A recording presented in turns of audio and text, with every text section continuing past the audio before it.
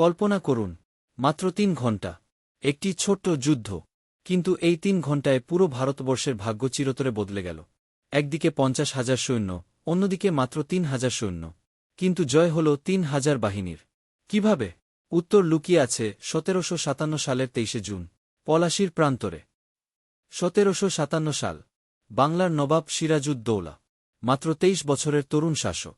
তার হাতে ছিল ভারতের সবচেয়ে সমৃদ্ধ প্রদেশ, বাংলা।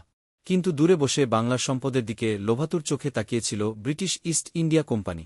তারা ব্যবসায়ী হয়ে এসেছিল, কিন্তু স্বপ্ন দেখছিল সাম্রাজ্যের। সিরাজের চোখে ধরা পড়ল ইংরেজদের আসল চেহারা। তিনি ঠিক করলেন, এদের শেকড় উপরে ফেলতে হবে এখনই। ১৭৫৬ সালে তিনি ঝড়ের মতো ঝাঁপিয়ে পড়লেন কলকাতার ইংরেজ দুর্গে। দুর্গ পড়ে গেল, ইংরেজরা পালিয়ে গেল। কিন্তু কখনো জয় হয়ে ওঠে বড় ফাঁদ।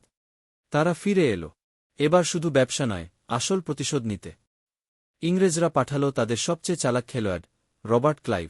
এই লোকটার বয়স মাত্র ৩২ বছর, কিন্তু মগজে ষড়যন্ত্রের জাল বোনার ক্ষমতা ছিল শতবর্ষী শেয়ালের মতো। তিনি জানতেন সৎ উপায়ে এই যুদ্ধ জেতা সম্ভব নয়। ৫০,০০০ সৈন্যের সামনে তার ৩,০০০ কি করবে?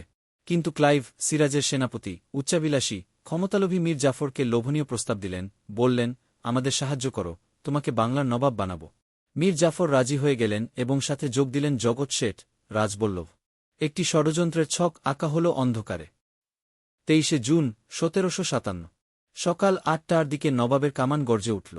সিরাজের ছিল ৫০,০০০ সৈন্য, ৫৩টি কামান, আর ক্লাইভের ছিল মাত্র ৩,০০০ সৈন্য, ৮টি কামান। যুদ্ধ শুরু হল।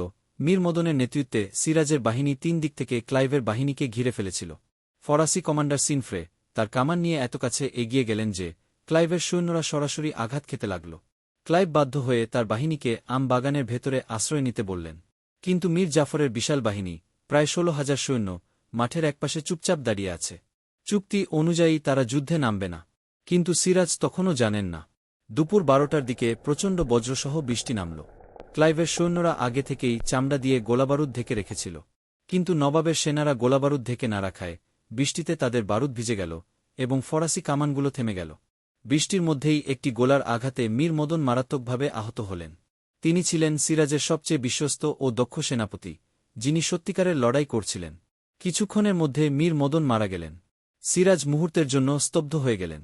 তিনি মীর জাফরকে ডেকে পাঠালেন এবং বললেন, এখন তোমার হাতেই ভরসা। মীর জাফর কোরআন ছুঁয়ে বিশ্বস্ততার কথা বললেন। তারপর যুদ্ধের ময়দানে গিয়ে নিশ্চুপ দাঁড়িয়ে রইলেন। সিরাজ বুঝলেন তিনি বিক্রি হয়ে গেছেন। মাত্র ৩ ঘণ্টায় যুদ্ধ শেষ। ইংরেজরা জয়ী হল। এই ৩ ঘণ্টা বদলে দিল ২০০ বছরের ইতিহাস। মীর জাফর হলেন নবাব, কিন্তু মূল ক্ষমতা ছিল ইংরেজদের হাতে। পলাশীর পর একে একে পুরো ভারতবর্ষ ইংরেজরা শাসন করেছিল। আজও মীর জাফর শব্দটি বিশ্বাসঘাতকতার প্রতীক, যার বিশ্বাসঘাতকতার কারণে ইংরেজরা প্রায় ১৯০ বছর ভারতবর্ষ শোষণ করেছে। এমন অজানা ইতিহাস জানতে চাইলে এখনই চ্যানেলটি সাবস্ক্রাইব করুন।